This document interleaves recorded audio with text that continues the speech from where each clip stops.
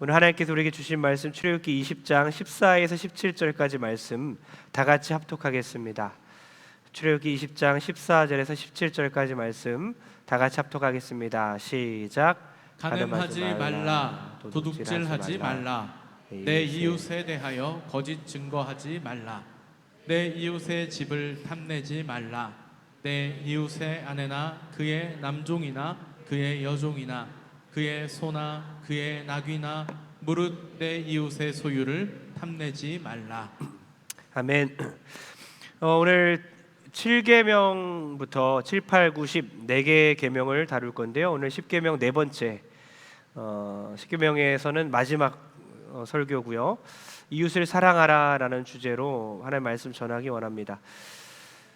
출애굽기 31장에 보면 이런 말씀이 있습니다.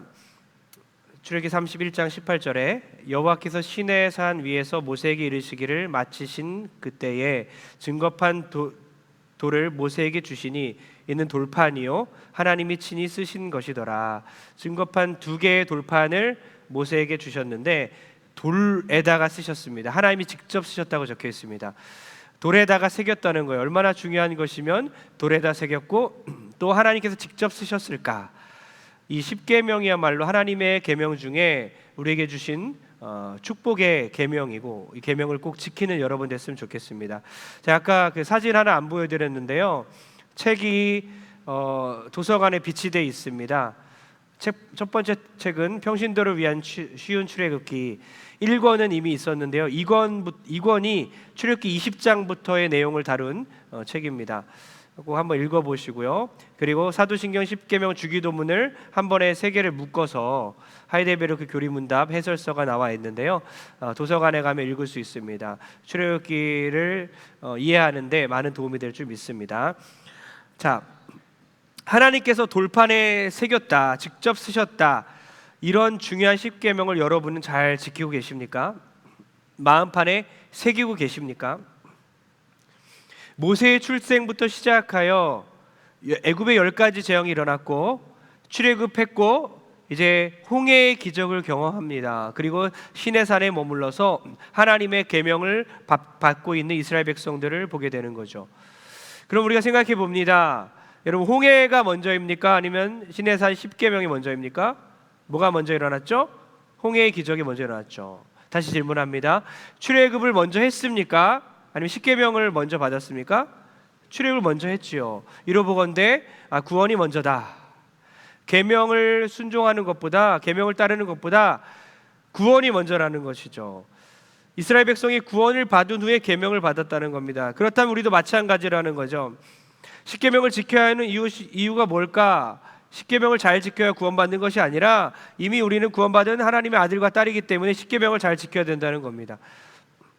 자녀들이 부모의 말을 안 듣는다고 호적을 파지는 않아요. 오늘 너 말 잘 들었으니까 오늘은 내 아빠라고 불러라. 그 다음 날 보니까 오늘 너 말 안 들었으니까 오늘은 아저씨라고 불러라. 이러지 않는다는 거죠. 말을 듣든지 아니 듣든지 상관없이 아들이고 딸이라는 것입니다. 마찬가지로 우리가 10계명을 잘 지켜서 아들 되는 것이 아니라, 순종을 잘해서 딸 되는 것이 아니라, 계명 안 지키면 하나님의 호적에서 파이는 것이 아니라 이미 하나님의 아들과 딸이 되어버렸다는 것입니다. 그렇다면 우리가 계명을 지키는 이유가 뭐냐고요? 뭡니까? 왜요? 하나님의 자녀이기 때문에, 그 신분에 맞게 살아야 하기 때문이라는 것입니다. 나의 계명을 가지고 지키는 자라야 나를 사랑하는 자니, 나를 사랑하는 자는 내 아버지께 사랑을 받을 것이요 나도 그를 사랑하여 그에게 나를 나타내리라. 할렐루야. 우리가 하나님을 사랑한다면 계명을 지킴으로써 증명해내야 된다는 것입니다. 그러니까 오늘 10계명 7번째부터 10번째까지를 다루면서 10계명 마지막 설교를 통해서 이 계명의 중요성을 깨닫고 그 의미를 깨닫고 이 계명들을 삶 가운데 지켜냄으로써 하나님의 아들과 딸로서의 삶을 살아내는 저 여러분 되게 주의 이름으로 축복합니다. 먼저 7번째 계명입니다. 출애굽기 20장 14절 읽겠습니다. 시작. 간음하지 말라. 간음하지 말라. 금령이 이제부터 나오는데요. 금지 명령이 나옵니다. 아주 짧죠. 간음하지 말라. 하나님께서는 결혼 밖에서의 성관계를 금지하십니다. 이 세상에 75억의 인구 중에 단 한 명만이 성적인 관계가 허용된 남자 혹은 여자는 남편과 아내밖에 없다는 거죠. 여러분, 결혼 전에 동거가 허용되지 않는 이유는 결혼 전이기 때문이죠. 식장에 들어가 봐야 알 수 있는 거 아닙니까? 결혼 전 동거를 암묵적으로 부모가 허용한다? 10계명, 7계명을 이해하지 못했기 때문이죠. 여러분, 결혼을 했어요. 이제 중요한 것은 결혼했다면 이제 부부가 서로에게 신의를 지켜야 됩니다. 충성을 다해야 됩니다. 하나님께서 허락한 이 성은 부부관계에 있을 때만 아름다운 것이기 때문이죠. 그러나 인간이 타락하여 성적인 욕망을 절제하지 못하여 죄를 짓기 시작합니다. 너무나 타락한 오늘날의 세상을 보게 됩니다. C.S. 루이스는 이 성적인 타락을 음식 문화에 비유하는데요. 음식에 대해서 비유하는 말을 한번 들어봤으면 좋겠는데요. 뭐라고 하냐? 음식을 즐기는 것은 조금도 부끄러워할 일이 아닙니다. 하지만 세상 사람 절반이 음식을 삶의 주된 관심사로 여기고 음식 사진을 보면서 침을 질질 흘리고 입맛을 다시느라 정신이 없다면 부끄러워할 수밖에 없을 것입니다. 성도 마찬가지라는 것이죠. 성적인 절제가 없이 그렇게 무절제한 성적인 타락, 너무나 부끄러워할 수밖에 없는 상황이라는 것이죠. 여러분, 오늘날 하나님은 우리가 순결하게 살기를 간절히 원하십니다. 왜요? 하나님은 순결하신 분이기 때문이라는 것입니다. 하나님은 우리가 성적인 욕구를 가진 존재로 창조하셨지만 이 성욕을 아름답게 풀 수 있는 그런 공간을 허락하셨어요. 길을 열어놨습니다. 바로 결혼이라는 공간입니다. 성은 이 결혼 안에 있을 때만 가장 아름다운 것이죠. 성을 하나님의 선물이라고 그때서야 일컬을 수 있는 것입니다. 그러니까 부부간에 두 사람 사이에 행복을 누려야지 제3자가 절대 끼워줄 수 없는 것이죠. 서로에게 마음껏 서로를 즐거워할 수 있으며 서로 안에서 하나님께서 주신 행복을 누려야 되는 거예요. 우리 완전히 지금 잘못 이해하고 있습니다. 세상적인 그런 가치관으로 이해하기 때문에 젊을 때나 성적인 욕망에 막 가득 차 있고 결혼 전에 하지 말아야 될 것을 충만하게 하면서 정작 결혼한 후에는 다 식어버립니다. 의무를 다하지 않습니다. 책임을 다하지 않습니다. 명령을 등한시합니다. 팀 켈러 목사님이 이렇게 말합니다.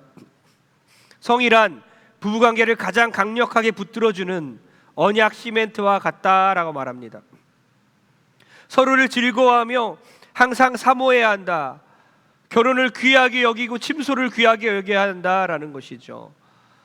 그러니까 우리의 사고방식을 다 바꿔야 되는 거예요. 부부 안에 있는, 결혼 안에 있는 그 비밀, 하나님이 숨겨주신, 하나님이 허락하신 아름다운 성, 서로에게 만족할 수 있는 충만한 그 기쁨과 즐거움과 행복은 너무나 아름다운 것인데 오히려 죄를 지을 때만 충만하게 임하고 오히려 하나님이 허락할 때는 오히려 열심히 최선을 다하지 않는 모습, 그러면 안 된다는 거예요. 나이에 관계없이 하나님께서 허락하신 이 성 안에서 충만하게 서로에 대한 의무를 다하고 책임을 다하고 솔직히 요구를 하면서 하나님께서 허락하신 성을 누릴 수 있는 그런 성경적인 결혼관 다시 한번 정립되길 주의 이름으로 축복합니다. 요셉의 거리두기 얼마나 중요한지 아십니까? 다른 이의 남편과 다른 이의 아내를 대할 때 조심해야 된다는 거죠. 요셉은 거리를 뒀습니다. 도망갔어요. 피했어요. 마찬가지로 늘 깨어 있으며 요셉처럼 거리를 두고 잘 피하는 지혜로운 성도님들 되기를 축복합니다. 이 7계명이 얼마나 중요하냐? 육체적인 간음만 말하는 것이 아니라 모든 정결치 못한 생각과 말과 행동까지 다 포함되는 계명입니다. 하이델베르크 교리 문답의 109번째 문답은 이렇게 말하는데요. 제가 질문을 읽어보겠습니다. 하나님께서는 이 계명에서 간음 또는 그와 같은 부끄러운 죄만을 금하십니까? 답을 읽겠습니다. 시작.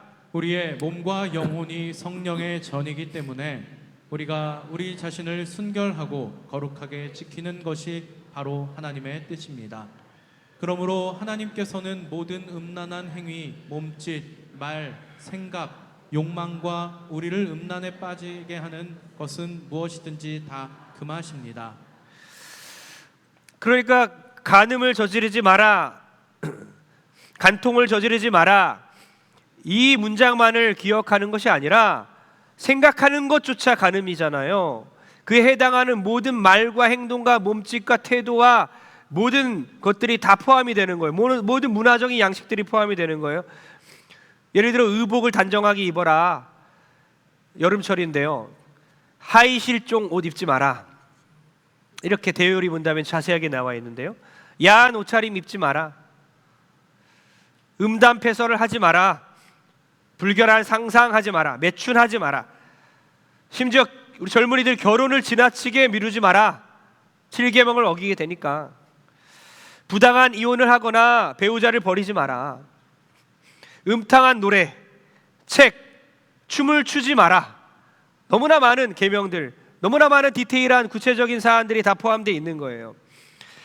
여러분, 이 7계명을 잘 지킴으로써 하나님께서 정말 부부 안에 허락하신 아름다운 성, 부부 안에 허락하신 아름다운 행복, 정말 이기적인 욕망을 위해 쓰는 게 아니라 배우자를 위해 사용하고 가정의 행복을 위해 사용하고 서로를 정말 배려함으로써 정말 가정이 아름답게 지켜지고 하나님에서 허락하신 그 아름다운 충만한 은혜와 행복이 넘치는 가정과 우리 교회가 될 줄 믿습니다. 우리 8번째 계명 함께 읽겠습니다. 15절입니다. 시작. 도둑질하지 말라. 네, 도둑질. 이제 눈치챘을 겁니다. 도둑질이 무슨 뜻일까? 남의 물건을 빼앗는 행위인데 나는 도둑질하지 않는데요. 지난주에 배웠던 살인하지 말라. 난 남을 죽인 적이 없는데요. 그러나 살인뿐만 아니라 살인의 뿌리가로 해당하는 모든 간접살인 다 해당된다 그랬습니다. 살인에 해당하는 어떤 위협이나 폭력이나 모든 살인의 뿌리가 되는 생명을 위협하는 것들이 다 살인죄를 저지르는 거라고 했어요. 마찬가지로 간음도 마찬가지라 했죠. 모든 생각 자체도 간음죄를 저지르는 거예요.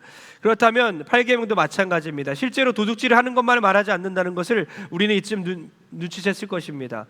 은행 강도 짓을 안 하더라도, 금은방 가서 금은방을 안 털더라도 8계명을 어길 수 있구나. 어떤 면에서 그렇습니까? 백신문을 한번 읽어보겠습니다. 제가 먼저 질문합니다. 8계명에서 하나님께서 금하신 것은 무엇입니까? 답을 읽습니다. 시작. 하나님께서는 제 8계명에서 도적질과 강도질만을 금하신 것이 아니라 무게를 조작하여 측정하거나 속여서 물건을 팔거나 돈을 위조하거나 비싼 이자를 받는 것과 같은 악한 음모와 의도도 금하십니다. 우리는 우리의 이웃에게 힘에 의해서나 권력에 의해서나 다른 어떤 방식으로도 속여 빼앗으려고 해서는 안 됩니다. 또한 하나님께서는 모든 탐심과 당신이 주신 선물을 악용하거나 낭비하는 것을 금하십니다. 예, 구체적인 사안들을 보니까 이제 눈에 들어오지 않습니까? 옛날에 이런 일이 많았잖아요. 우리가 좀 애교로 봐주기도 했고 웃으면서 넘어가는 일도 있었죠. 여러분, 콩나물 시장에 살 때 어때요? 500원치만 주세요. 옛날에 500원이었잖아요. 500원치만 주세요. 한 주먹 더 가져가요. 8계명 어기는 거죠. 귤 한 박스 샀어요. 2-3개 더 집어갑니다. 상대방이 허락하지 않았는데, 주지 않았는데 그걸 가져가는 모든 행위들이 8계명 어기는 거죠. 여러분, 또 이렇습니다. 낭비하는 것도 금한다고 했죠. 우리는 청직이거든요. 돈이 하나님이 주신 선물이기 때문에 구두쇠처럼 인색한 것도 잘못이지만 반대로 낭비하고 헤프게 사용하는 것도 청지기로서의 사명을 감당하지 않는 거예요. 8계명은 이렇게 확장이 됩니다. 물건, 사람, 금융, 부동산, 투기, 복권, 도박 모든 방법을 통해서 다른 사람의 소유를 빼앗는 것 모두 8계명을 어기는 거죠. 여러분, 복권을 한번 생각해 보세요. 이런 생각을 아마 안 해보셨을 것 같은데, 여러분, 낭비의 측면에서 봤을 때 8계명을 어기고 있는 겁니다. 10년 동안 복권 사셨습니까? 10년 동안 낭비하고 있는 거예요. 하나님이 주신 돈으로 낭비하고 있는 겁니다. 8계명을 어기고 있는 거죠. 이렇게 생각할 수 있습니다. 복권에 당첨됐어요. 큰 금액을 얻었습니다. 그럼 다 갚은 거 아닌가? 낭비한 거 역전시킨 거 아닌가? 아니에요. 또 다른 측면에서 8계명을 어기고 있는 거예요. 뭡니까? 다른 사람의 돈을 갈취하고 있는 겁니다. 수십만 명, 수백만 명의 돈을 내가 한 번에 다 가져가는 거예요. 이런 개념으로 생각해 보십시오. 그러니까 우리는 불법, 사회가 말하는 법만 생각하기 때문에 그것만 피하면 죄를 짓지 않는다고 생각하지만 이 10계명의 차원에서 볼 때에 하나님의 계명을 생각할 때에 복권이 돈을 낭비하는 측면에서도 8계명 어기는 것이고 복권에 당첨됐어도 돈을 갈취하는 측면에서 8계명 어기는 거라는 거예요. 복권 당첨되면 하나님 나 교회에 헌금 내겠습니다. 하나님이 거짓입니까? 하나님이 거지예요? 오늘 우주 만물을 창조하신 하나님 앞에서 그런 말은 통하지 않는 거죠. 여러분, 잠언에 이런 말씀이 있습니다. 지난 2주 전에 제 수요일에 돈에 대해 자세히 설교를 했는데요, 잠언 20장 21절에 이런 말씀이 있어요. 일확천금은 결과적으로 복이 되지 아니한다. 아가페 성경으로 이렇게 해석이 됐는데, 일확천금은 결과적으로 복이 되지 아니한다. 하나님이 허락하신 복이 아니에요. 8계명 어기면서 하나님 내가 선한 일에 쓸게요 하나님, 아니 된다. 그냥 8계명을 지킴으로써 나를 사랑하는 걸 증명해다오. 보증 서는 일, 불필요한 소송, 이러한 대가를 지불하지 않는 것도 도둑질이고요. 이러한 대가를 내가 지불하지 않는다. 반대로 내가 돈을 받으면서 일을 최선을 다해 일을 하지 않는다. 그것도 도둑질이죠. 공무원이 뇌물을 받는 거, 서류를 조작하는 거, 불법으로 허가를 내주는 일들. 요즘에는 집에 앉아서 도둑질을 하죠. 해킹하고 불법 다운로드하고, 이 모든 일들이 다 도둑질에 해당하는 거죠. 사람 사이에서 계약을 부당하게 하고 신용 문제 생기는 것도 다 8계명을 어기는 겁니다. 그리고 제가 지난번에 말씀드렸어요. 성도 간에 거래하지 마라. 은행에서 합법적으로 대출하는 거 외에 내가 감당할 수 없는데 돈을 빌리지 말라는 거예요. 차라리 주면 주었지 빌리지 말라는 겁니다. 하나님의 말씀에 이런 말씀이 있죠. 피차 사랑의 빚 외에는 아무에게든지 아무 빚도 지지 말라. 사랑 말고는 빚지지 말라는 거예요. 사랑만 빚지라는 거예요. 서로 사랑을 주고받으며 사랑을 대출하라는 것입니다. 사랑 외에는 아무것도 빚지지 말라는 겁니다. 그러니 여러분 다 갚으십시오. 오늘 계명 8계명에 순종하며 다 갚았으면 좋겠어요. 마틴 루터가 이렇게 말합니다. 도둑질은 자기 이득을 취하기 위해서 이웃에게 손실을 입히는 모든 거래 행위이다. 이것은 너무나 보편적으로 만연되어 있기 때문에 악한 일인지도 모르는 지경이 되었다. 나는 도둑이 아니다라고 말할지도 모르겠지만 실제로 모든 도둑을 교수형에 처한다면 아마 세상은 텅 비어있고 급기야 사형 집행인도 찾지 못할 것이다.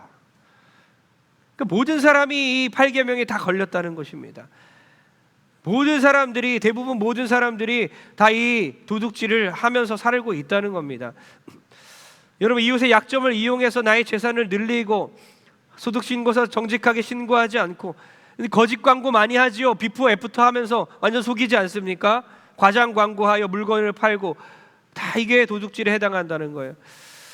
여러분, 하나님의 것을 도둑질하지 말라 설교 많이 들으셨을 겁니다. 헌금에 대해서 11조 헌금 내고 감사 헌금 내고, 제가 오늘 거기 하나 더 덧붙이기 원하는데요, 11조를 내면서 감사 헌금 내면서 하나님의 것을 내가 바친다고 말하면서 우리가 이웃의 돈을 얼마나 많이 갈취했는지요. 돌아보는 모든 성도 되길 주의 이름으로 축복합니다. 우리 9번째 계명 읽겠습니다. 9번째 계명 시작. 내 이웃에 대하여 거짓 증거하지 말라. 한마디로 진실한 삶을 살아라 라는 거죠. 112문답을 읽으면요, 이게 이해가 가는데요, 어떻게 진실한 삶을 살아야 되는 것인가, 어떤 계명을 금하고 계신가, 제가 112문답 질문하겠습니다. 제 9계명에서 하나님께서 원하시는 것은 무엇입니까? 답을 읽습니다. 시작. 내가 누구를 대하든지 거짓 증언을 하지 않고 남의 말을 왜곡시키지 않으며 험담하거나 욕을 하지 않고 분별 없이 잘 알지도 못하면서 다른 사람을 비난하는 일에 가담하지 않아야 하고, 내가 모든 거짓말과 속임을 하나님의 무서운 형벌을 마땅히 받아야 하는 마귀의 일로 생각하고 피해야 하고, 재판과 그 외의 모든 일에 있어서 내가 항상 진리를 사랑해야 하고 정직하게 말하고 고백해야 하며 이웃의 명예와 세평을 지켜주고 높여주어야 한다는 것입니다. 네, 9계명의 자세한 내용을 이해하셨죠? 그죠? 거짓말하는 것도 잘못됐고요, 다른 사람의 말을 왜곡하는 것도 잘못됐습니다. 뒤에서 험담하는 거 얼마나 많이 우리가 수군수군합니까? 다 9계명에 해당하죠. 소문만 듣고 남을 판단하고 막 정죄합니다. 그 자리를 좋아해요. 누군지도 모르는 사람에 대해서 막 동조하고 판단하는 것을 너무나 좋아하는 우리입니다. 이웃의 명예를 훼손합니다. 성도의 명예를 훼손합니다. 여러분, 피노키오 증후군이라는 용어가 있습니다. 피노키오 증후군이라는 심리학 용어가 있어요. 뭡니까? 자신의 감정이나 상황을 감추기 위해서 거짓말을 자주 하거나 이 습관화된 상태를 말하는 거예요. 피노키오처럼 말이에요. 그럼 피노키오가 이탈리아 작가의 작품인데요. 생각해봤어요. 이거 이탈리아 작품인데 왜 이렇게 우리나라 것 같지? 나무잖아요. 나무 인형이니까 이 나무가 혹시 한국산인가? 생각해봤습니다. 여러분, 너무나 거짓말을 잘하는 민족이 바로 우리나라잖아요. 우리는 자연스럽게 거짓말에 능숙한 민족이죠. 늘 정직하지 않아요. 자연스럽기 때문에 거짓말이 아니라고 생각하고 서로 하고 있습니다. 어떤 겁니까? 무슨 일 있어? 물어보면 별일 아니야. 사실 큰일 났어요. 별일 아니라고 거짓말합니다. 괜찮아? 괜찮아. 사실 힘들어요. 전화했습니다. 언제 와? 가는 길이야. 아직 출발도 안 했습니다.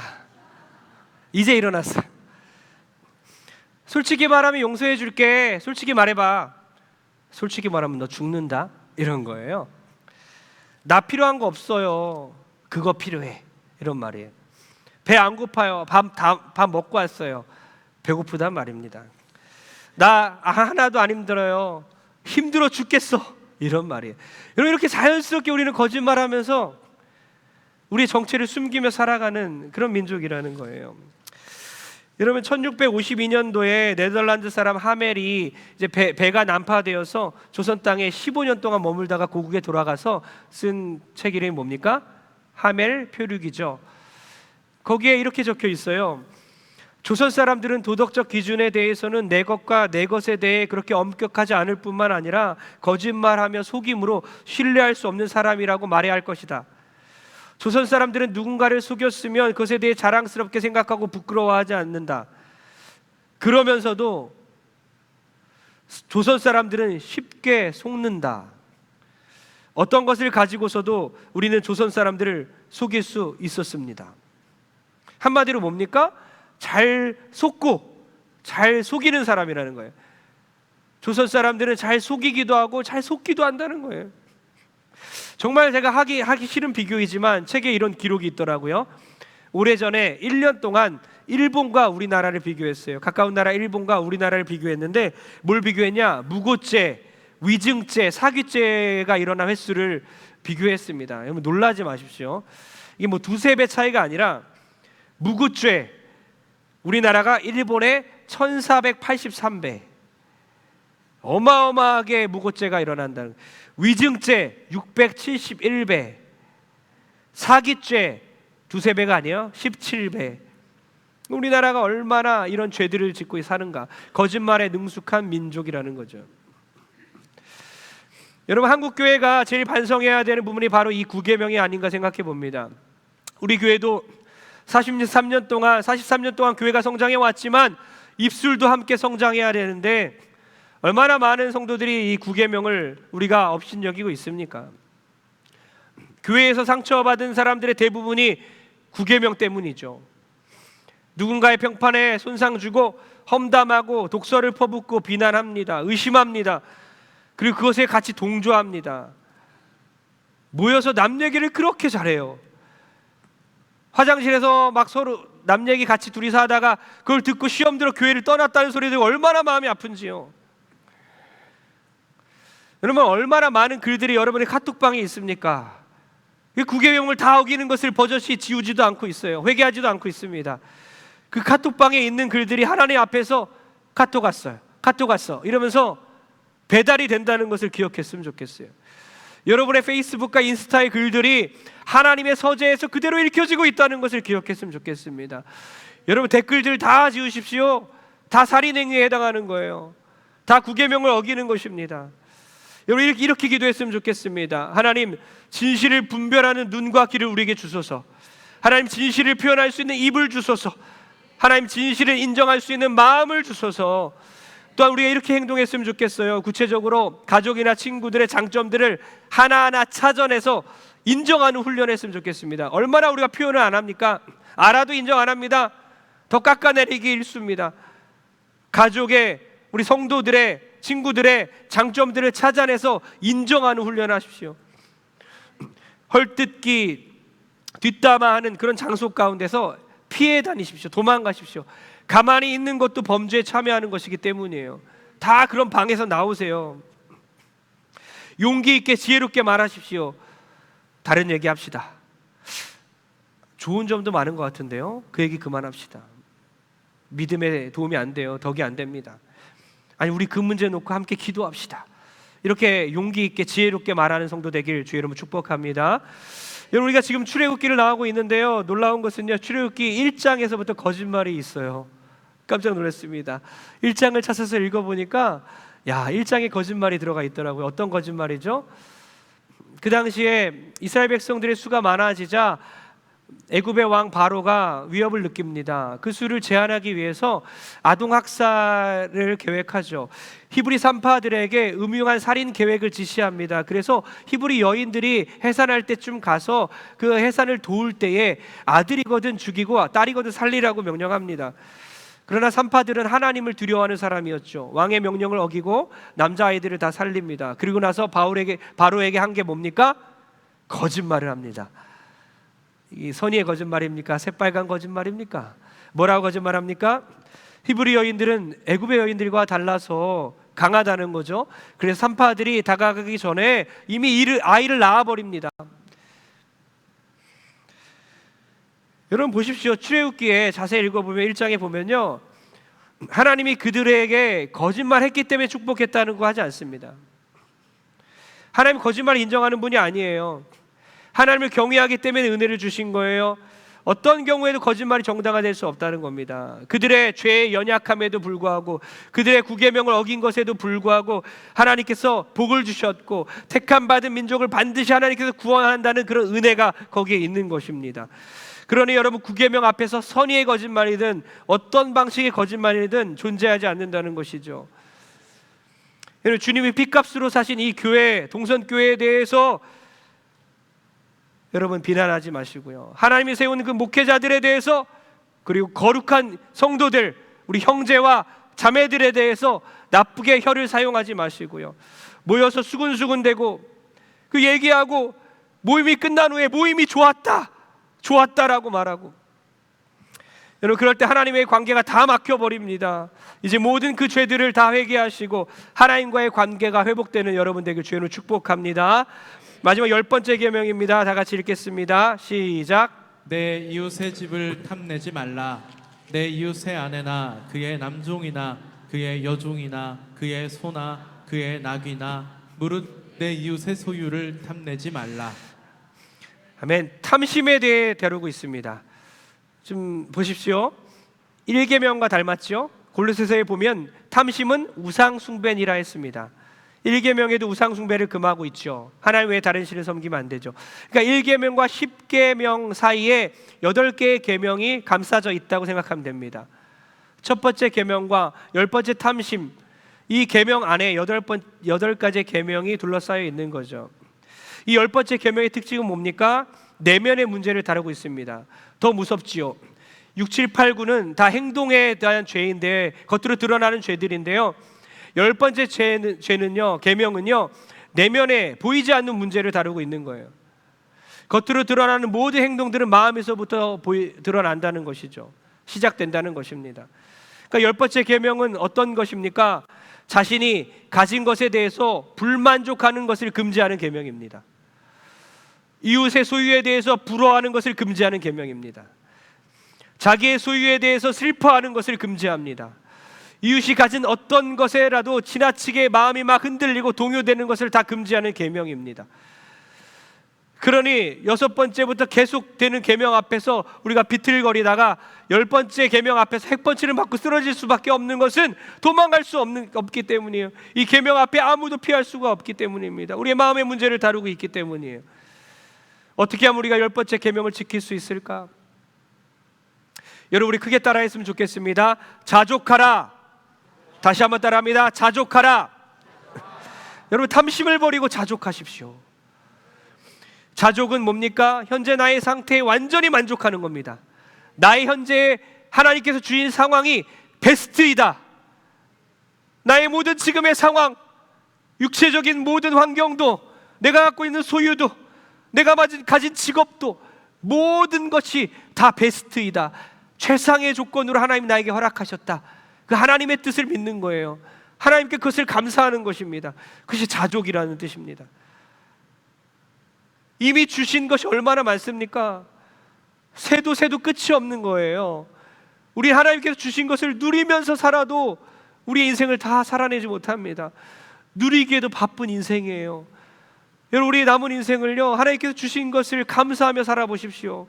하나님께서 주신 아내의, 남편의, 자녀들의, 부모의, 하나님 주신 모든 소유들에 만족하며 감사하기도 하며 살아보십시오. 그렇게 살아도 다 누리지 못하는 것이 우리의 짧은 인생인데요. 여러분, 남은 모든 인생 가운데 탐심 버리고 자족하는 인생 살아내길 주로 축복합니다. 결론 내립니다. 신명기 10장 13절에 이런 말씀이 있어요. 지금 마음이 너무 어렵죠? 다 모든 10번째 계명까지 우리의 죄성을 막 드러내는 거예요. 너는 죄인이다라고 말하고 있습니다. 그러나 신명기 10장 13절에 보니까 내가 오늘 내 행복을 위하여, 뭐라고요? 내 행복을 위하여, 너의 행복을 위하여 내가 명하는 여호와의 명령과 규례를 지킬 것이 아니냐. 너의 행복을 위하여 십계명을 지켜라.